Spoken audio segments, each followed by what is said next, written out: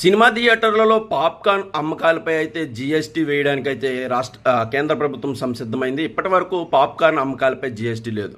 Salt కలిపిన popcorn అమ్మకానికి 5%, అలాగే ఫ్లేవర్డ్ పాప్కార్న్ అమ్మకానికి 10% మేర అయితే జీఎస్టీ అమలుకు, అలాగే ప్యాక్డ్ చేపించుకున్న పాప్కార్న్ విషయంలో అయితే 18%, ఏకంగా 18% జీఎస్టీ అమలుకైతే కేంద్ర జీఎస్టీ కౌన్సిల్ అయితే ప్రతిపాదనలు చేసింది. ఇది వెంటనే అమల్లోకి రానుంది.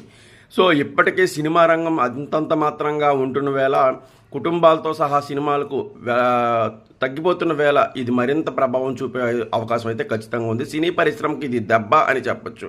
ముఖ్యంగా సినిమా థియేటర్లలో పాప్కార్న్ అమ్మకాల విషయంలో ఇప్పటికే ఎన్నో ఆంక్షలు కొనసాగుతున్న వేళ ఇక మళ్ళీ భవిష్యత్తులో పాప్కార్న్ కనిపించదేమో ఇలాంటి చర్యలతో అని అయితే ఖచ్చితంగా అనిపిస్తోంది.